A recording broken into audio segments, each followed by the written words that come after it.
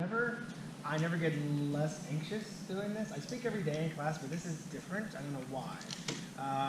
But we're here to be open. So that's where I am right now. So good to meet you in that space. My name is Jeff Colson. I'm assistant professor at LSU. I work in the Department of Communication Sciences and Disorders. My slice of speech language pathology is stuttering and fluency disorders in kids and adults. I'm a clinician. I stutter as well. You'll hear a lot of it tonight from me and from a lot of people in the room. And that's part of the reason why we're here, obviously. So there's a wide range of people in the audience tonight. There may be people who stutter in the audience. There may be people who know somebody who stutters. There may be a parent or a family member of a person who stutters. There may be a student. I'm sure there's a few students here. Or you may just be curious about the disorder. Or you may have been drugged here. But I hope that all of you take away something from his presentation about the National Stuttering Association and what it can offer you. I'm going to put up the mission of the NSA here as I talk, but I'll tell you a little bit about what the NSA is. The purpose of the NSA is to let people who stutter know that they're not alone in the world. Why is that so important?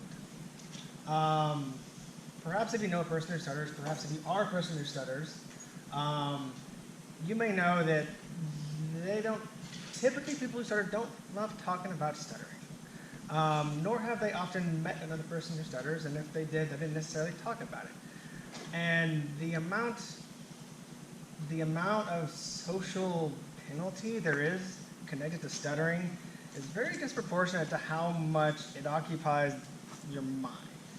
I would say roughly, this isn't a scientific fact, but stuttering, if you're a person who stutters, you think about stuttering about 80 to 90% of the day. That's a ballpark estimate, but even when you're not talking, you're thinking about the next thing you're about to say.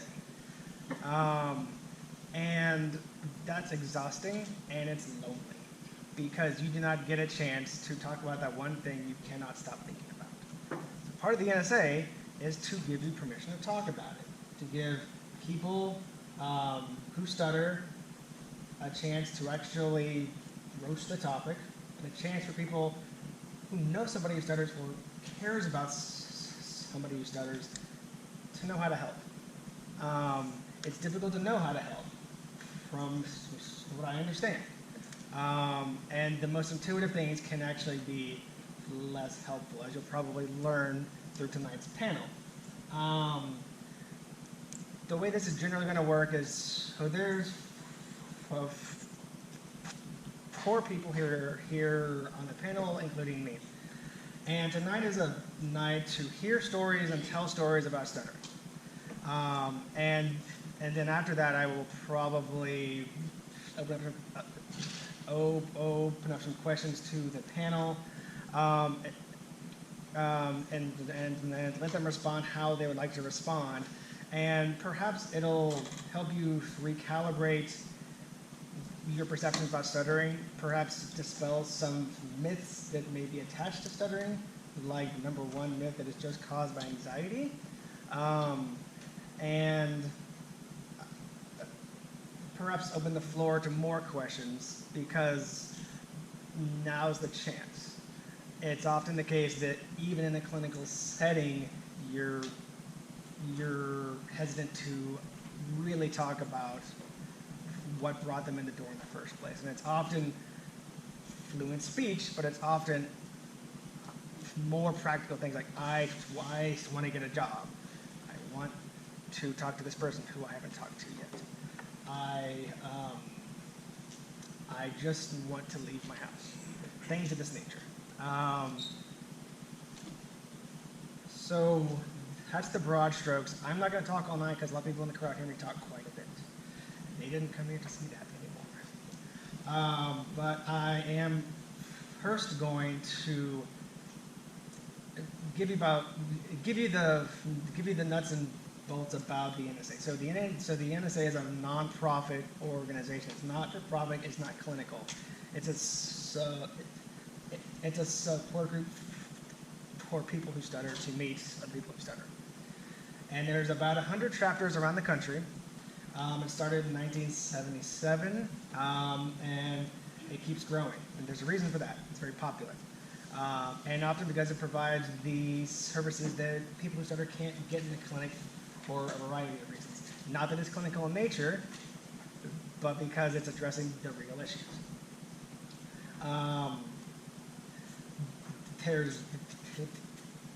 There's a chapter here, obviously in Baton Rouge. There's also a chapter in Lafayette and in New Orleans, led by James Hayden, who is in the back, and has just written a new book that you might be interested in looking at on the way out the door. And more and more groups tend to emerge, and most recently here in Baton Rouge, there's now a family chapter, and that is so important because that means that the parents of a child who stutters can go to a group and contribute as well. And I can't imagine anything grander than having that outlet as a child. And I'm going to let my doctoral student, Shanley Trelevin, tell you more about that. Okay, so now along with the NSA adult chapter here in town, we have a family chapter. And it's brand new. I helped co-found it, so did Dr. Colson and Mary Claire. Call you out. And although it's new here, the NSA family chapters have been around for a really long time because they're such a great resource for the stuttering community. This way a child who, at the age of 3, they know that they sound different from other children. And these young children can come in and meet other kiddos or teenagers who also stutter. So they know that they're not alone from a really young age, and that's super important. But also, it isn't just a support group for them, it's a support group for their parents. So the parents can come in, share their experiences, share their resources, and that's really helpful. And the NSA also provides a lot of really good information and activities for these families. What we want to do is we want to make sure all the children who come into the NSA family meetings, we want to make sure that they have no limitations from their stuttering. And we want to make sure that they always have a voice. And part of that is taking the taboo out of stuttering. So at a young age, we can help so they can talk about this at home with their parents and it not be so lonely. Because a lot of people as adults might not talk about stuttering with their families growing up. And we can give them that opportunity earlier on. So if any of you guys, do any of you guys have children who stutter, maybe? Or work with children who stutter? Yeah, so this might be for you. I'm going to send around a sign-in sheet later on, and we currently meet at the Carver Branch Library, which I think is in the Garden District area.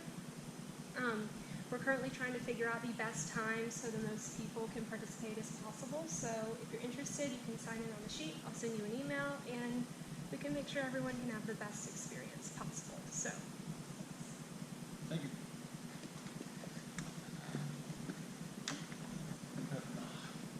And just to be clear, there's two sign-in sheets coming around. There's one to get information about the adult chapter, and one to get information about the family chapter. And if you are an SLP or a student who is going to work with kids who stutter, it may not be a bad idea to put this into their hands so parents can see it.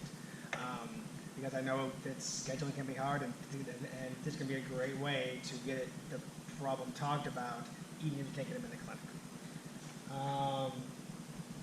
So without further ado, I'm going to pass the mic over to the esteemed panelist here on the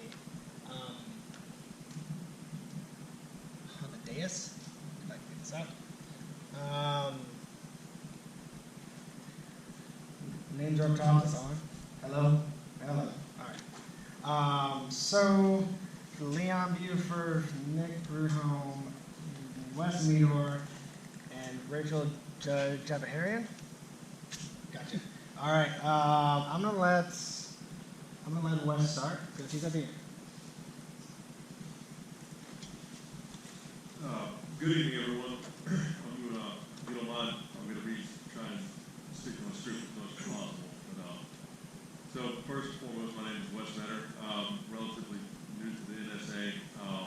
Looked them up about 4 months ago and found it was an excellent resource. It's been fantastic so far. Really something I wish I'd have known about in my adolescence. But we have a lot to get here tonight, so I'll be as brief as possible. My stuttering never really came to full fruition until kind of early high school, and then once I was out of high school. And I had a bad tendency to hang up on the beginnings of words, and my biggest issue, and I still do it now, is doubling up on words, sentences, and sometimes half sentences, unintentional repeat, and it's really frustrating. But by and large, for the most part, I've grown up north of Baton Rouge out in the country, and I had a bit of a South Louisiana long country drawl.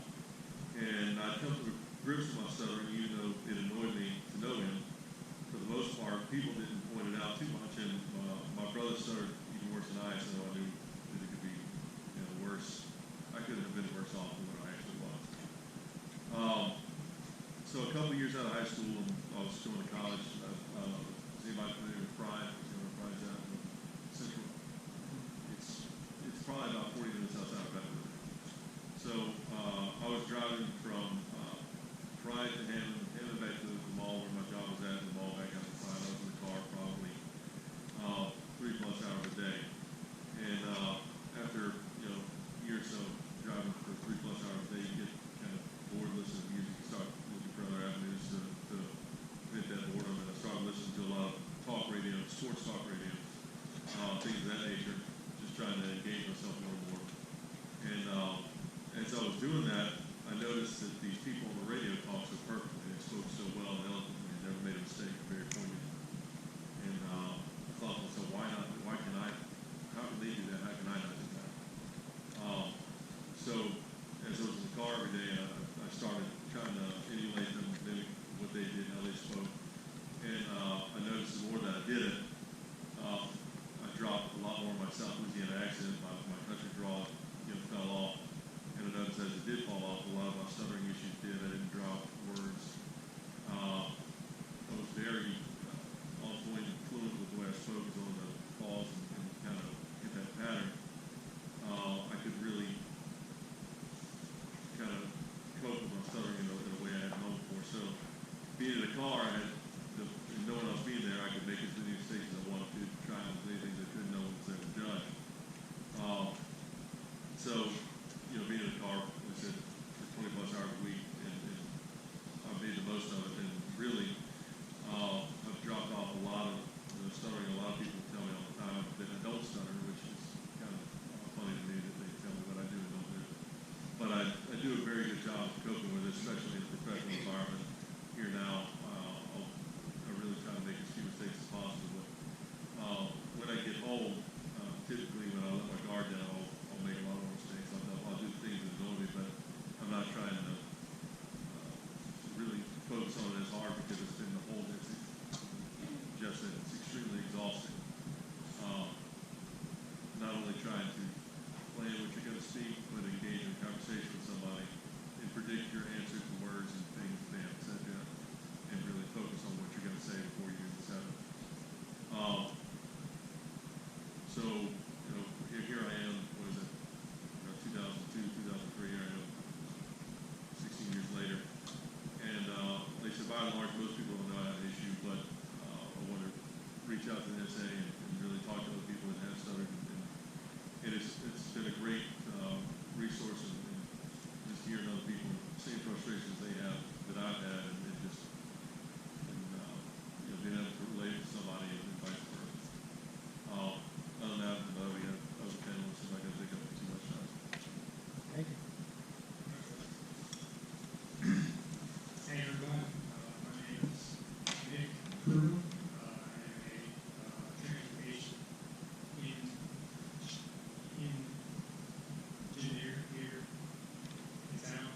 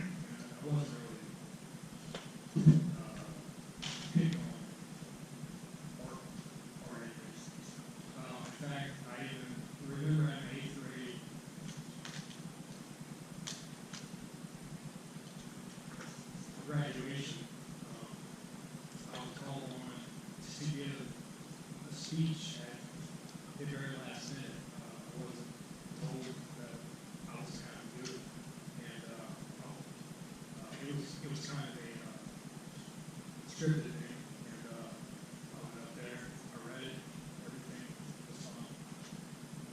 4 years later, whenever I graduated high school, I completely avoided a speech. There was just like no way I could do it. I had regressed quite a lot in that time. And avoiding that speech kind of became the like central theme of my life for pretty much the like next 15 or so years. I avoided all. I was what you would call a covert stutter. I would do everything in my power to avoid being seen as a stutter. I had lots of tricks. I could add some uhs, some ums. I could switch words out easily. I could act like I didn't know what I was going to say. I said, I need to go to that store in college. It's a huge store across from my commie lobby. And he'd say, Walmart. Yeah. That's it, Walmart. Just because I couldn't say it. And my absolute favorite thing though was to avoid. I would either like not show up somewhere, or I would show up late, so that I would skip all the intros, which is always fun. Or I just wouldn't talk whenever I had something that I could have added to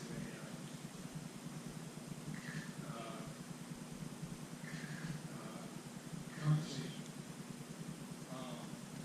It wasn't until I started working that I really had to face the fact that I had to stop avoiding. Whenever your boss calls you on the phone, it's not like you can't answer. You have to do something at work. And as my career advanced, I needed to actually speak more.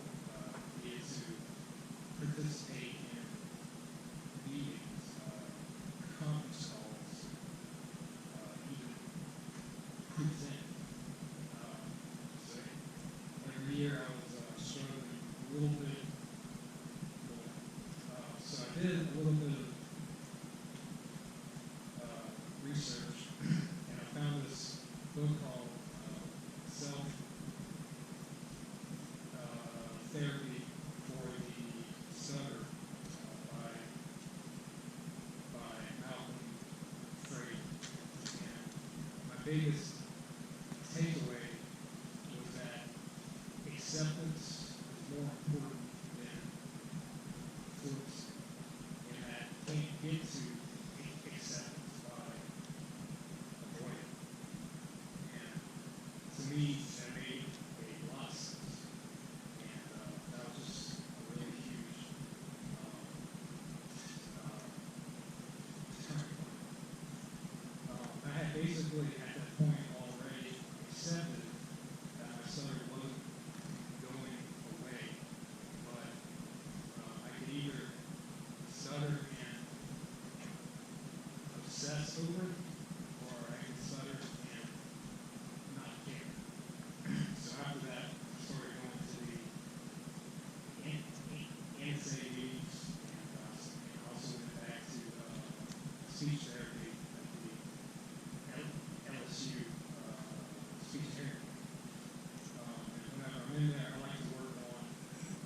forcing myself to speak in front of groups.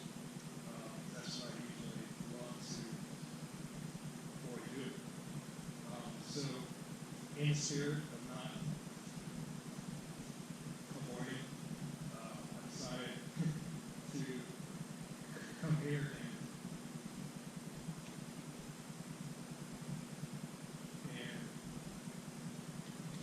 do the one thing that I hate more than anything. That's letting a large group of people watch you suffer. Thank you.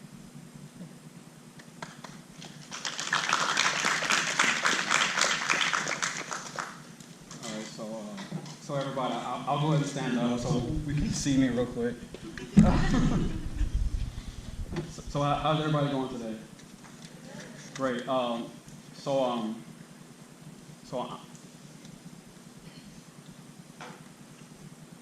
name is Leon Buford. I'm 32 years old. I'm a senior operations analyst at an insurance company. Stuttering for me has been a lifelong challenge. I've stuttered all my life. I have an uncle that stutters, and also as far as my mom, she stutters as well. So I've always kind of had somebody to actually know, I guess, whatever I was dealing with, she was dealing with the same thing. Stuttering for me has been a challenge. The biggest thing for me is just acceptance of stuttering, something that even today I still struggle with. I find that sometimes I avoid situations. I may not talk to people.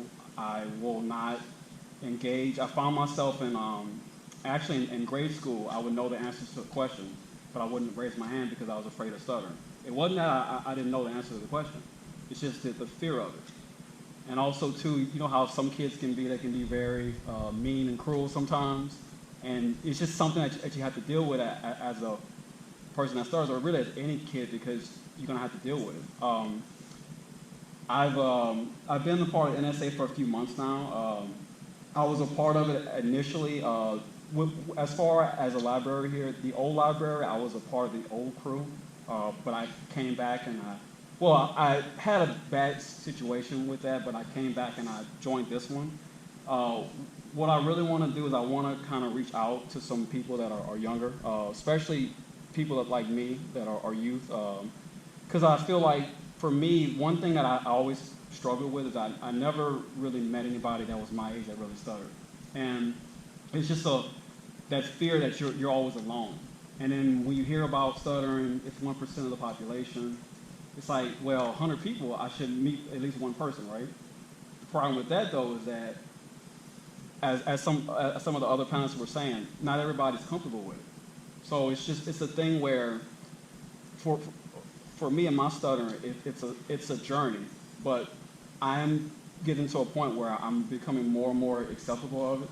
I'm definitely in a situation where I understand that it's not who I am. It's just something I have to deal with.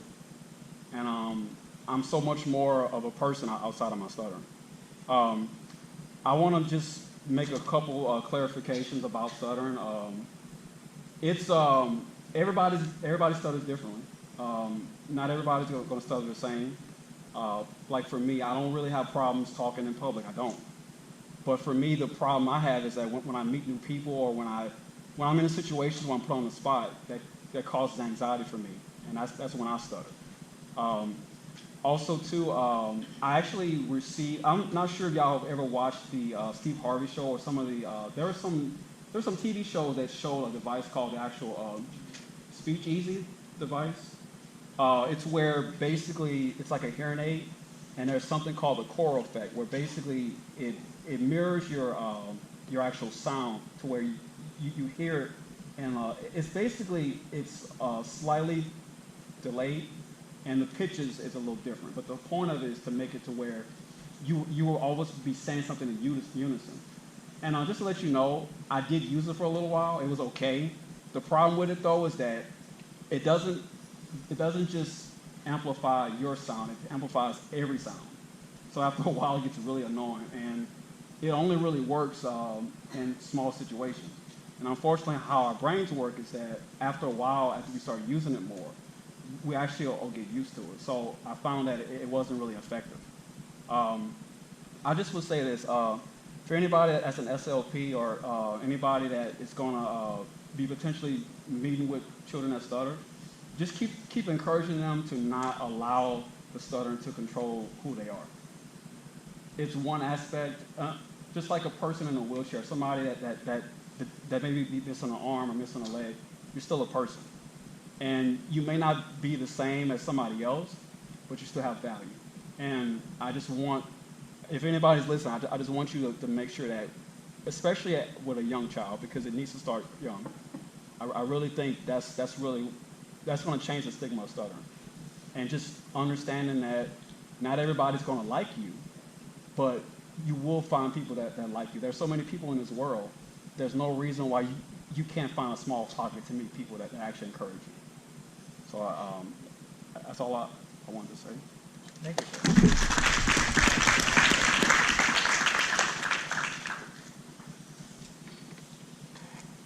Hey, I'm Tracy Southern Area. I'm a student at LSU studying speech therapy. I was born 3 months early at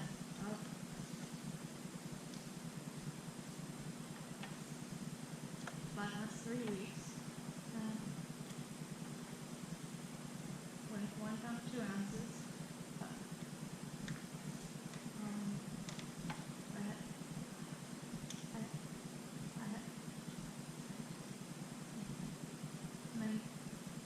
I had many challenges while at the NIC, including bradycardia, retina cells detached,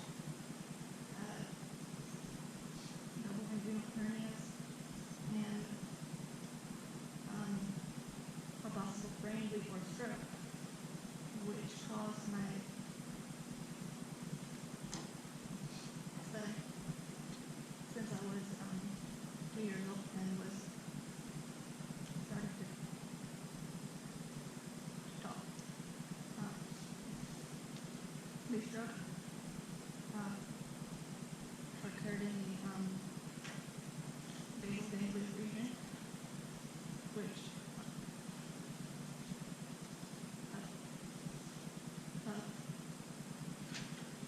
the brain, which controls movement.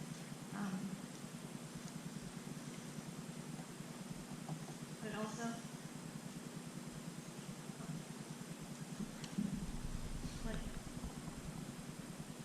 played a role in causing me epilepsy when I was 20. The medication I take for that also worsens the start. So I've been in speech therapy ever since I was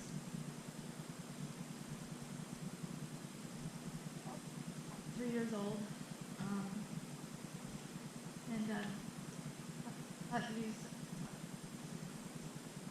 Daphriment, brief, easy onset, and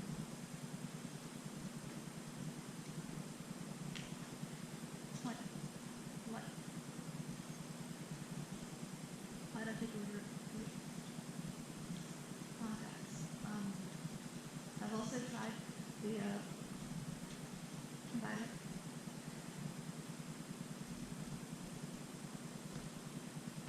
therapy, which was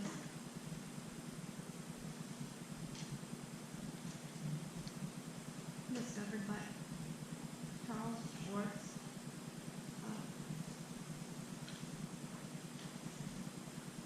which is B1 and magnesium. Charles Schwartz was one of the founders of the NSA, and sometimes it works and sometimes it doesn't. Magnesium is also used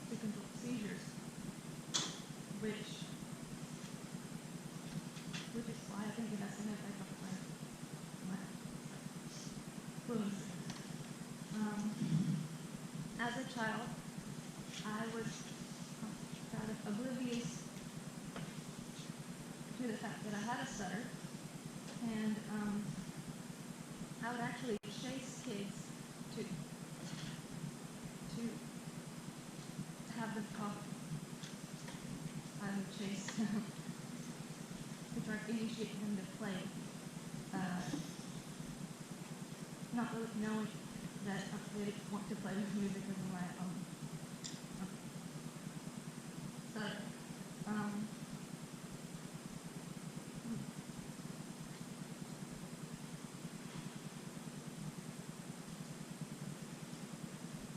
When I became school age, I became more self-conscious about my stuttering, and I avoided talking to people.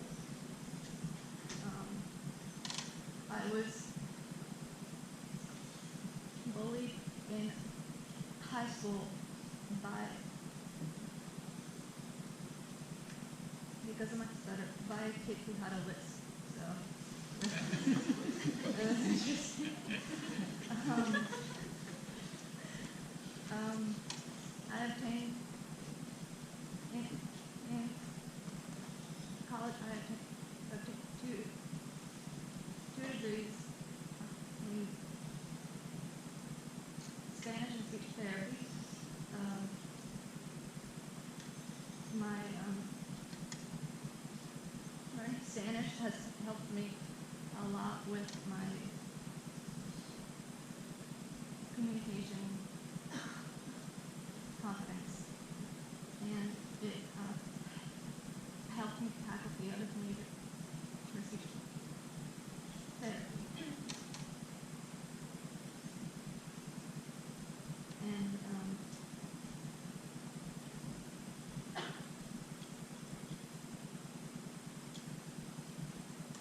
so now I'm in grad school, and so it's very good for me. Thank you.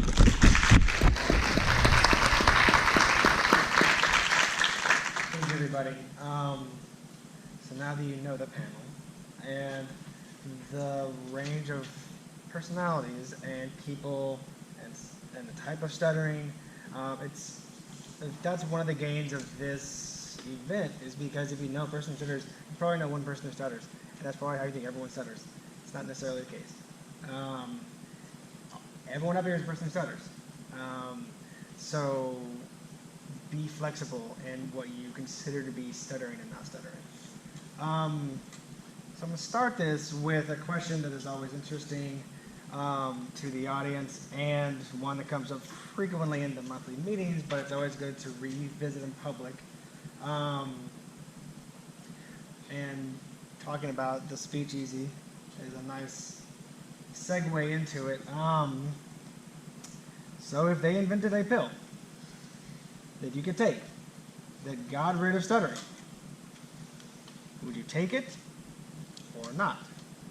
And I'm going to let whomever wants to answer that first answer first. Yeah, I can answer.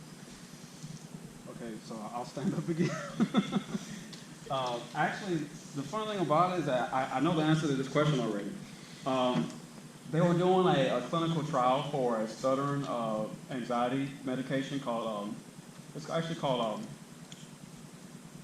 Vagaclone, I think. But I actually took it. I was a part of the clinical trial. I don't know if it worked or not, because they say sometimes there's a placebo effect. But to be honest with you, I wouldn't take it though. The reason why is because I don't want it to be a handicap or a crutch. It's almost like a cape, right? If I'm a superhero, but if I need a cape to actually do everything, it's like, what's the point of having it? Because I'm going to have a bad day where I forget something. I'd rather not have a crutch, to be honest with you. And that's really how I feel about that. All right. All right. Come on. Give me the bill. I'll take it right now. Yeah, I know that's not a very popular answer. And I would say that stuttering has taught me, a lot of valuable lessons. Mostly, it's given me pretty thick skin, honestly, and that's good. So I would like to have like live up until like right now, and then have it now. That'd be good.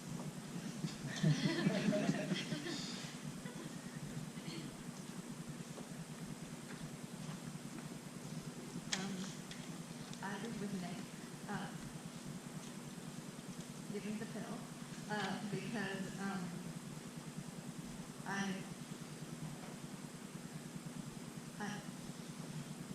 believe that my, stuttering is called virus stroke, and so that would, and so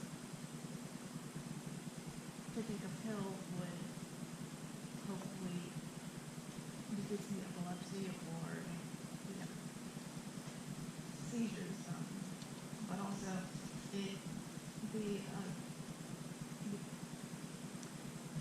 this fluencies themselves cause such a physical exertion on me from like, and it causes such a stress that I would love a pill, to be honest.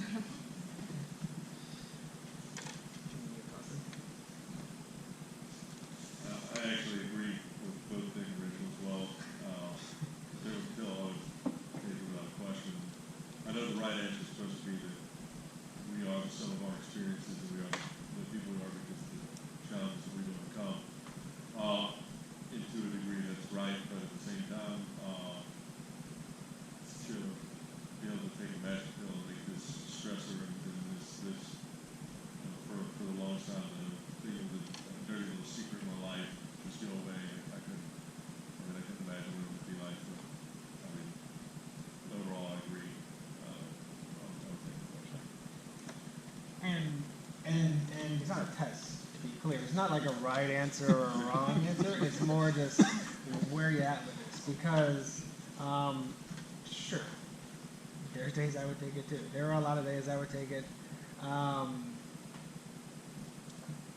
Maybe not every day. Maybe not every day in my life. Maybe there's some days I wouldn't. And I would like to see who I am not stuttering, but I'm not positive that would be any better. I'm not positive that would be any better. On rare occasion, you think about the alternate reality to where you don't stutter, and I'm not sure if I would know who I am anymore.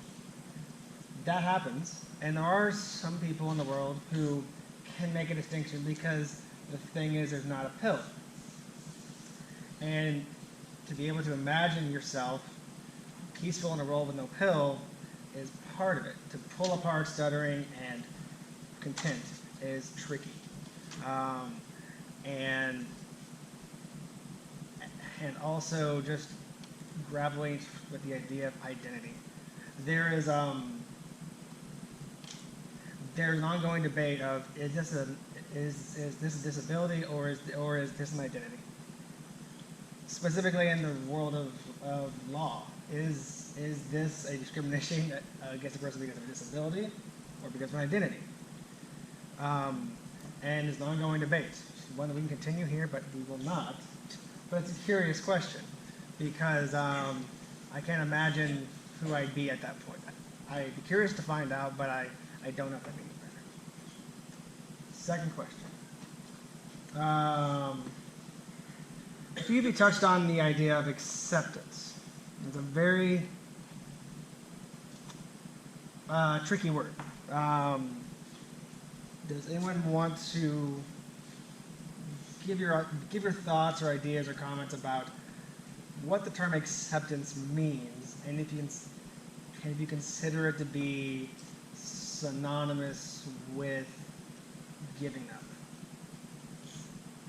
Because there is a lot of talk about acceptance here in the NSA and also in a lot of clinical practice.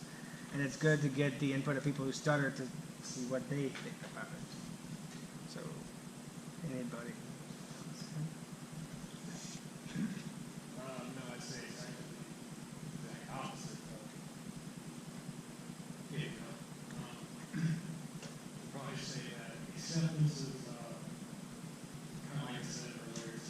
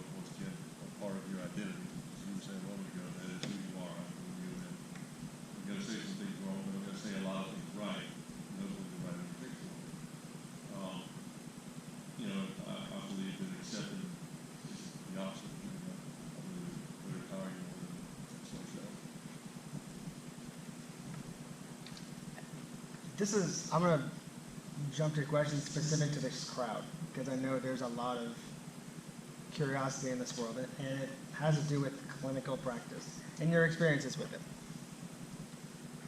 What'd you like? What didn't you like?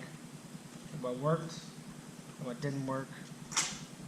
Give me your thoughts, because there's people in the crowd who are going to be treating people who stutter. And there are a lot of techniques out there. And it's good to get in the habit now of getting feedback as to what worked a long time and what doesn't. Thoughts? All right. I've been in therapy a majority of my time in grade school. I did a little bit of therapy in college. To be honest with you, the part I didn't like was the fact that to me it was too much focus on counting disfluencies. It wasn't focused on like the quality of I guess how I talked or how I felt. Also too, I didn't like the fact that, and I'm gonna say this. What I'm about to say is gonna sound a little harsh, but I'm being honest with you. Most therapists I've met have never stuttered, so I feel like it's kind of a slap in the face if you're telling me how or what I'm dealing with when you've never dealt with it before. And like I said, it's a little harsh sounding, but it's just that's kind of how I feel about that. One last thing, I found that there wasn't enough interacting, I guess, with other stutterers. I only met like one or two other people that stutter, and it wasn't long enough time because I wasn't in the same grade they were in. I wasn't in the same classes. If I would have had more time to actually talk to that person, I would have felt a little bit better about it. I mean, that's kind of, like I said, that's how I feel.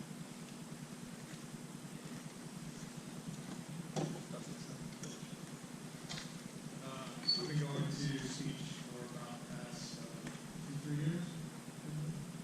And my experience is actually the exact opposite of that. That quite a few people who stutter. My only issue is that whenever I'm in there, I speak very well. You know, I can read, you know, a list of words like bad, bed, bit. You know, I can do that easily. It was pretty comfortable whenever I'm in there. So whenever I'm in there, I really like to work on actual real world type situations and actually speak in front of a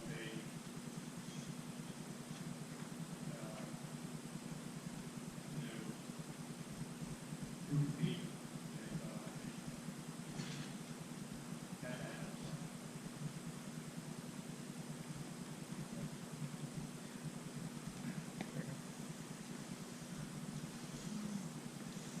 I feel like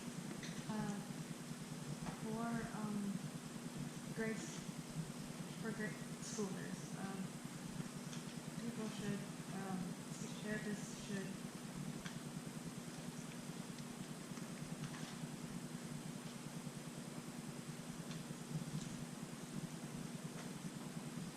give a discussion about what stutter is to a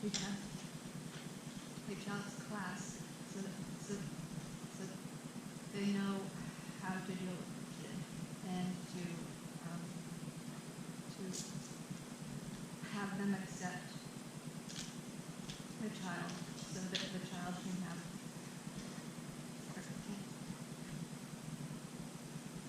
begin to have self-acceptance.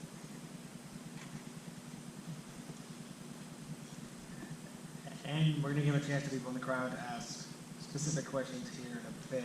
But I have one last question, and then we'll open it up. Stuttering doesn't exist in a vacuum.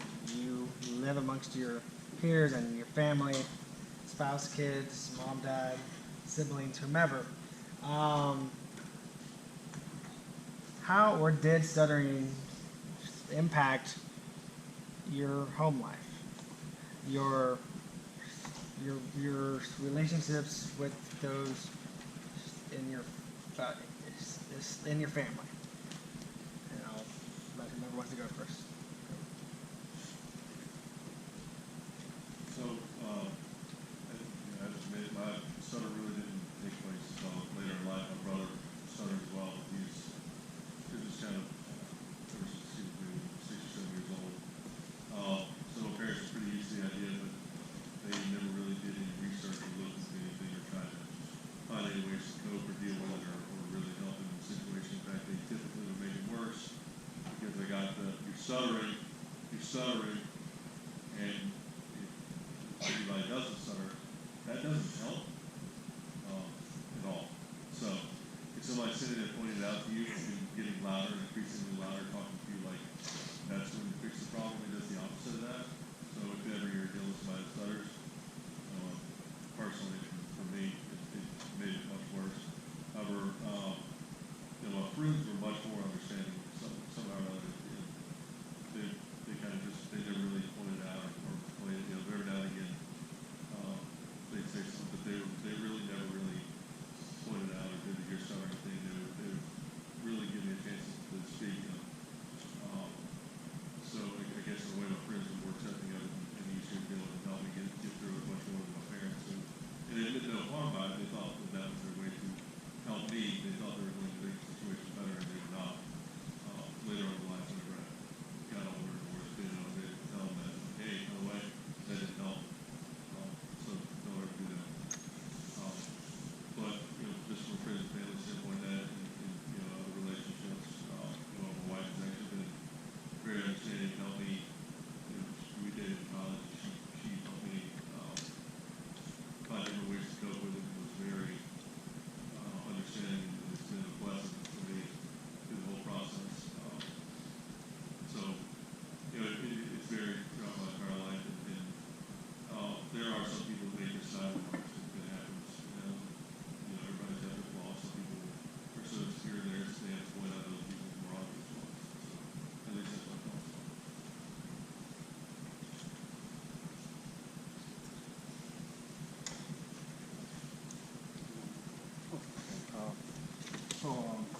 I think I mentioned earlier, but as far as my mom, she stuttered.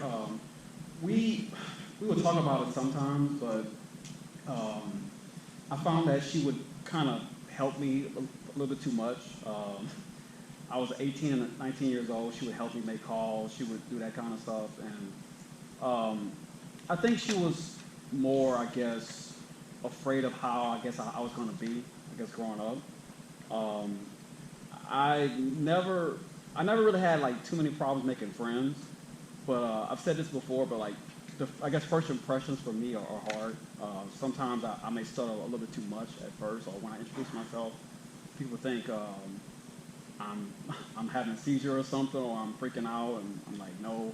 And the funny thing about it is that I can always say I stutter, or I'm not having, or I'm not like crazy, or I don't have any issues, but I'll have problems saying my own name, or I'll have problems like, actually speaking to people. So it's very situational. But growing up, it's kind of weird. It just kind of was. I kind of wish me and my mom would have talked more about it growing up, because she worked on campus of Southern University for over 30 years. And she was on the phone every single day, and she struggled with it herself, and she had a lot of bad days where she would come home and she wouldn't even want to talk to me or anybody else. So it's just I just wish me and her would have actually talked a little bit more about that growing up.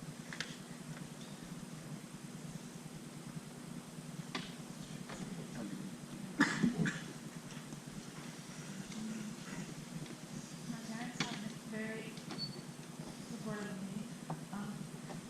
My mom, she would finish my sentences for me whenever we put English, but she would always let me say what I needed to say and say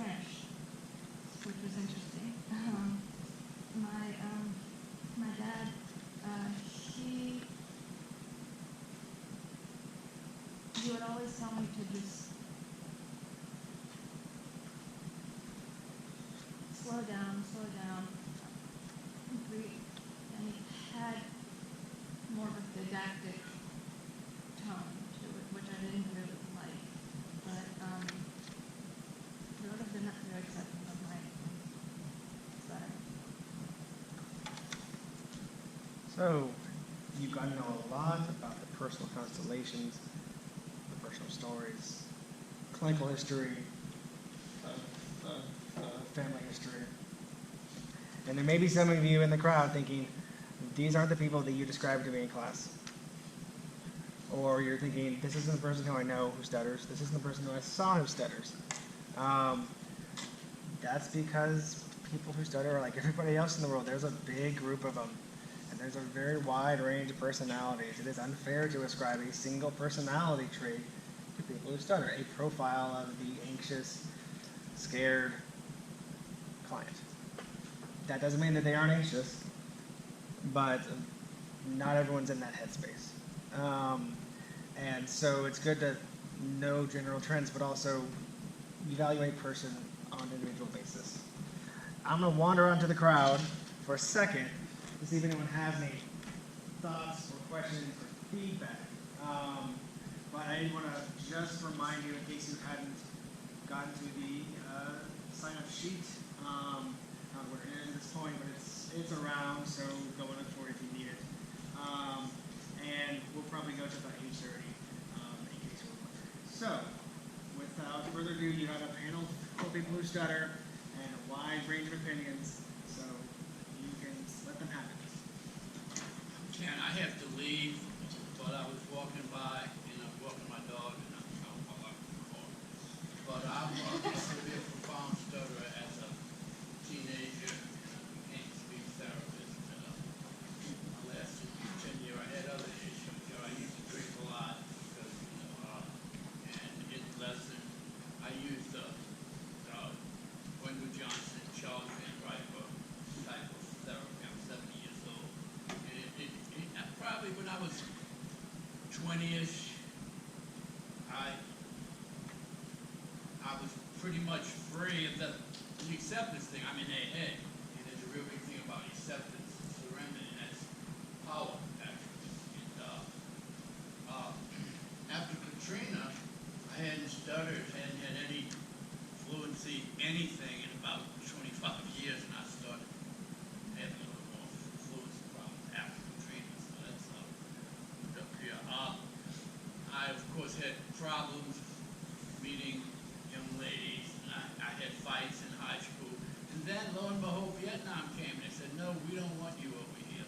How am I going to turn around and tell someone that we have to retreat or something in a hurry? So I didn't have to go to war. And so if you'd asked me 3 weeks earlier, I might have taken a pill, but after that, I love stuttering, man. So I really have to go. I've enjoyed y'all. Y'all are wonderful. And I was just walking by. I wrote my name down. I'll be here for y'all. I suspect. Well, thank you very much. I'm glad you're able to stop by.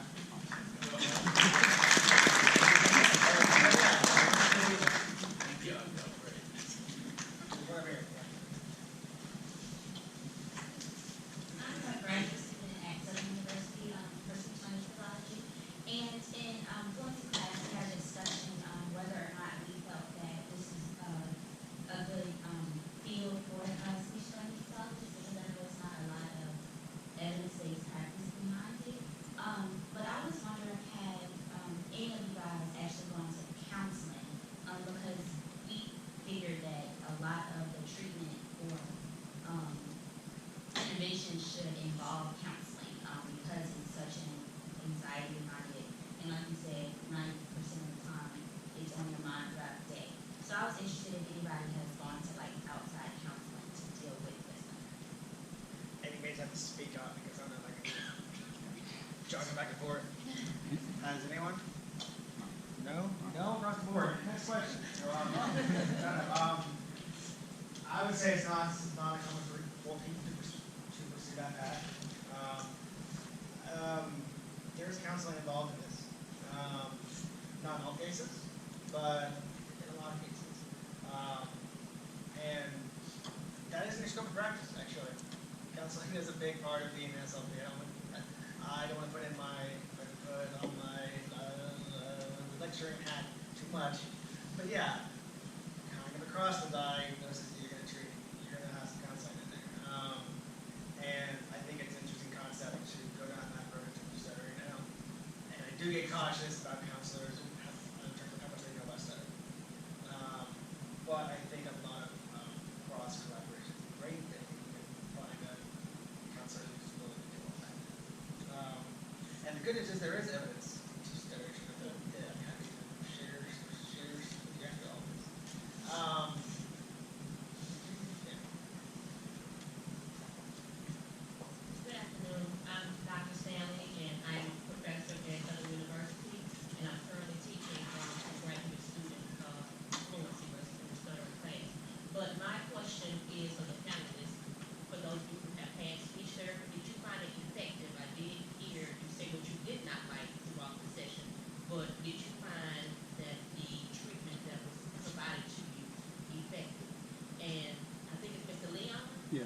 Yes, we Okay, I are. wanted to commend you because you said you were looking for people who stutter to kind of be a mentor Yeah. to be, so I do like that. And also you mentioned Steve Harvey and that video Yeah. that was his show. I actually showed that to my class and they had to write a reflection on whether they agreed with Speech Harvey as far as his thoughts about speech therapists treating individuals that stutter, be they if they, like you stated, we don't stutter, so we really can't put ourselves in your shoes. So I wanted to hear what your thoughts was about the video that you mentioned, Steve Harvey. Yeah. And also if you found that stuttering, the speech therapy sessions were effective. Yeah. So honestly, it's one of those things where I've heard like Samuel L. Jackson stutters, Joe Biden stutters. It's one of those things where you don't really know if it's true or not because you aren't that person. So you're not really sure if they're just saying it just to say it. I think for me, the part that I didn't like was he oversimplified it. It almost seemed like it's like an easy fix. It's like people say, oh, well, just slow down or it's simple. No, it's not. Like if it was that simple, it would have been solved years ago, hundreds of years ago, honestly. It was that simple. I just don't like how some people, they'll kind of downplay somebody else's struggle or they'll downplay how somebody else's, I guess what they're going through. And I know it's a show, I know that he reaches a mass audience, but I just find it hard to believe that he really actually stuttered as much as he said he did. I could be wrong though. Now as far as like therapy effectiveness, I can't really say I found it effective, to be honest with you. I guess part of it was because I guess the setting itself was a clinical setting. To me, because I've heard some other programs where the actual therapy is going out in the real world, meeting people, dealing with people, like real life stuff that you're gonna have to deal with. Being in a box is almost like it's the same thing. It's not. It's where you're gonna get that confidence in your house, right? I'm the most confident in my own house, but if I go outside somewhere else, I'm not gonna feel the same way. I feel like if therapy was more like that, where even if it hurt, even if it's something that's bad, you have to deal with it. I think if you do that at a young age, that child will learn how to actually deal with it. I understand that not every situation is going to be good. I can't make everybody like me. I can't. So, yeah. So hopefully, what I said it hopefully answered your actual questions.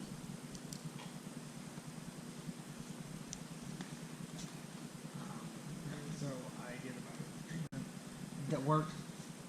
Yeah, what I liked about it was that I was pretty much asked,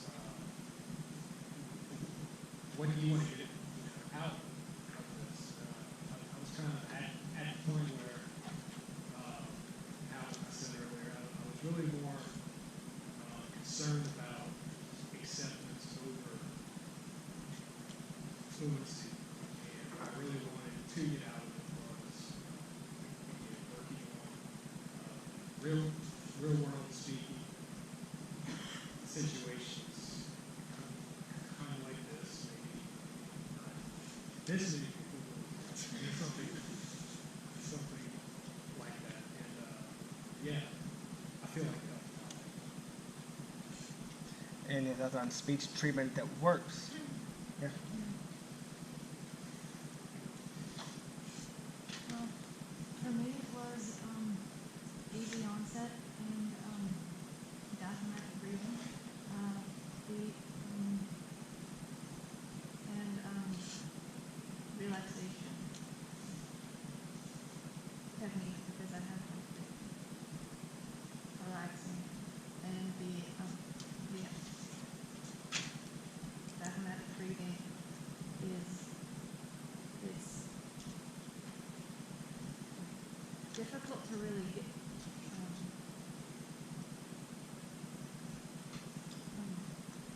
used to speaking with your diaphragm, but so far for me it has helped when I use it correctly. So a wide range of things, a wide range of ideas, certainly.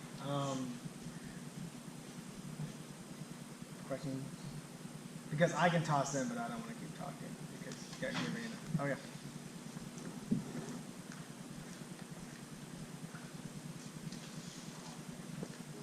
Good evening. My name is Elvin. I'm a personal service.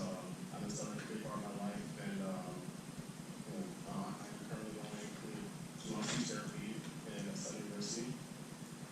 And the question I want to ask is, the panelists, what's the most stressful situation you've ever had as a sufferer? And I'll be the first one to ask that question. When I was in high school, I was the valedictorian of my class, and so because of that, I had to do a speech. And at Southern University, they had a big mini dome, so there were people all around me, and I was doing good in my speech. As a matter of fact, I was kind of using the speech easy as well. But it was like eventually during when I was doing the speech, I reached a point where I just could not really talk anymore, and I froze. I was blocked, but luckily my class they just gave me a standing ovation, and that was the end of that. But yeah, what is your most stressful situation in stuttering?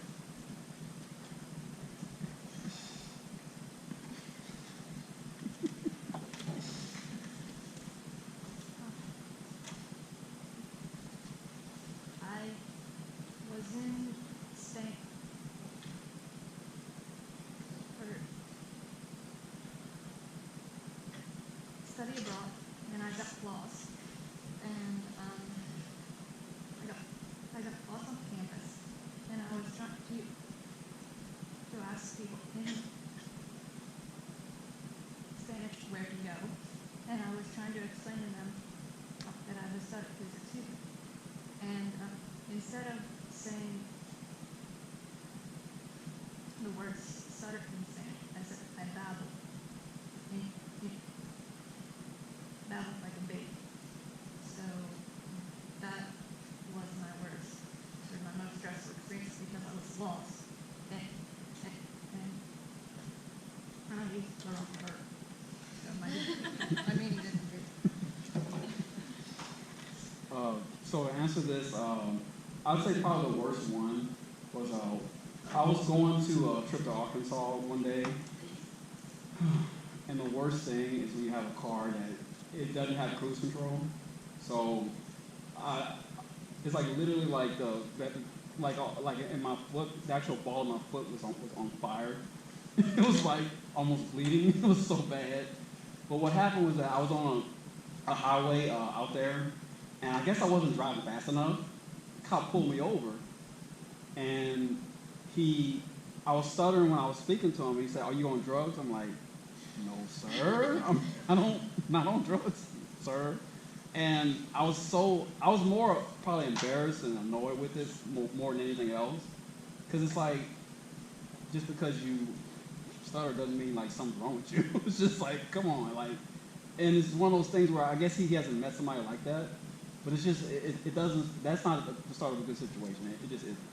And I mean, I remained calm. I didn't have any issues. I didn't get any tickets or anything like that. He understood, I guess, where I was coming from. He asked, because I actually had like an actual acoustic guitar in the back, and he thought I was some kind of like killer or something like that. I'm not sure why he thought that too, but it's just with that whole situation, it just wasn't a good situation, to be honest with you. It just wasn't. Well, I'm glad you're here today Yeah. to hear that story. Geez, that was you. I think probably the hardest one was the panel here last year. This year is a little bit easier. One time at work, I was working overtime, and I went to go enter in the code, and I entered it in wrong several times, and the alarm went off. And whenever that happens, they call. So I answered. I couldn't talk. So they sent the cops. So whenever the cops got there, I was just a stuttering mess at that point. And he really wasn't convinced that I actually worked there. He thought I was trying to break in because I couldn't answer anything that he asked me. So that was interesting. And probably one of the stupidest things that I've ever done at the time was I was walking on campus, and somebody stopped me and asked where the student union was. And by this point, I was a junior. I knew what a student union was. And I told them I didn't know. And so I was actually walking there. I was walking to the union. I told him I didn't know, and I went the other way so that he wouldn't like figure it out, or like see me there and go, I thought you said you didn't know.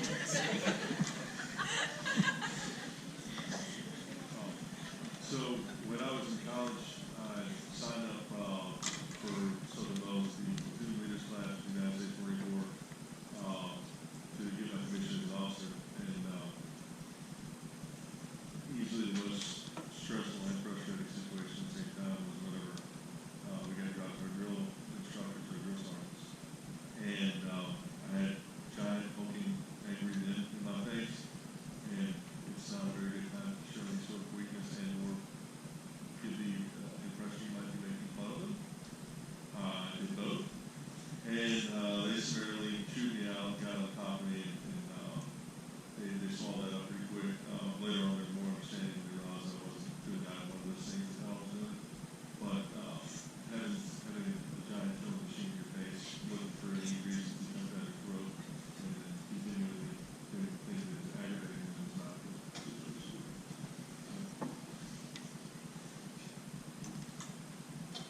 It's pretty good answers.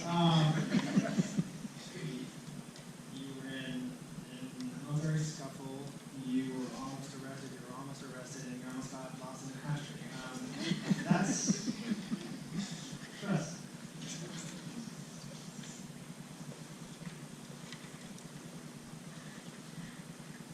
What's up, y'all? My name is James Hayden. So first off, props to y'all. I've done this before. I know how nerve-wracking it is. So props on that. My question to y'all is, knowing what you know now about stuttering, what would you tell your younger self about stuttering? And I'll walk slowly back and give you time to think about it.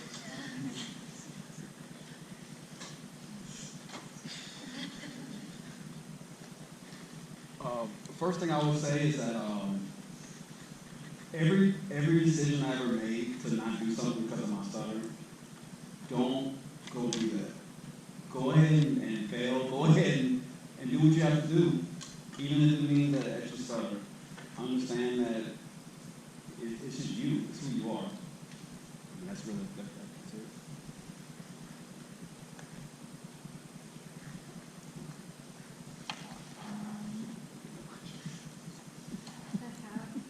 To have self-respect and to have patience and care for my own self, for my study.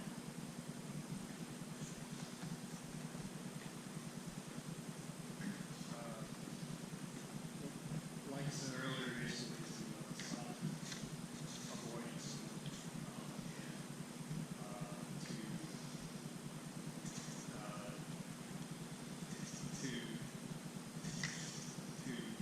take the pill.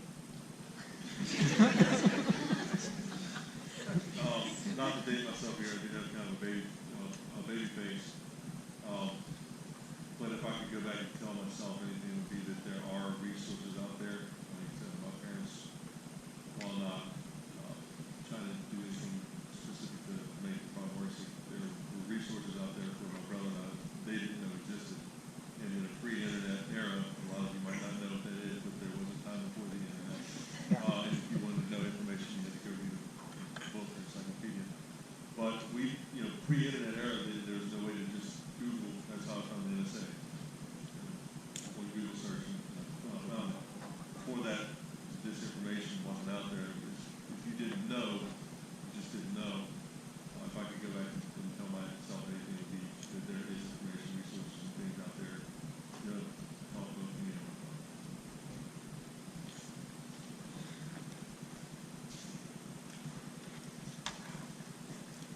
Okay, and my question is not like specifically for you, but it's also one something you brought up. You said that in therapy, it was kind of a slap in the face for people to try to say that you you're going through and did it. And I 100% get that. Yeah. But also, what's the best way, and like anyone can answer, but what's the best way you would want a speech therapist to approach that? Because I know, like, I am going to be a speech therapist in a year, which is terrifying. I want to make sure, like, I can do the best that I can do.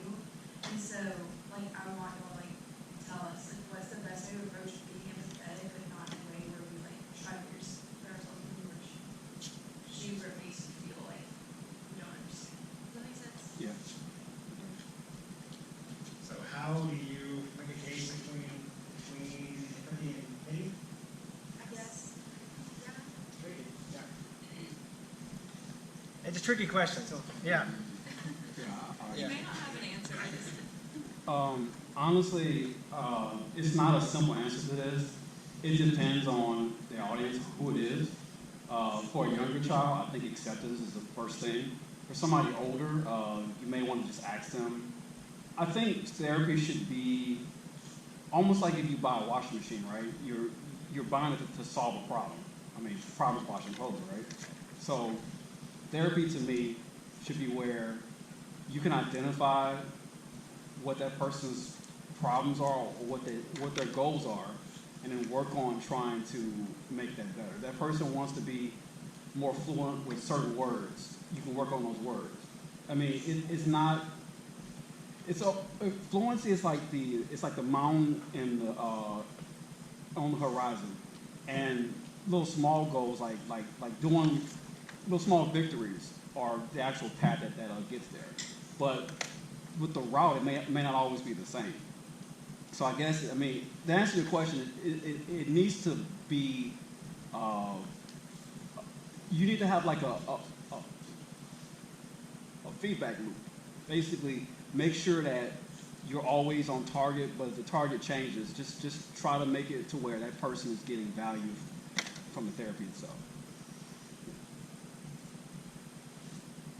And great points, all of them. I just want to expand it a little bit if I can. Yeah. I think, and you guys can agree or disagree, I think three main things. One is knowledge. You got to know what it is. And what it's not. because you can't trust anybody who doesn't know what they're talking about. That's like any doctor in the world. If they don't know what they're looking at, they don't know what to do with you, you're not going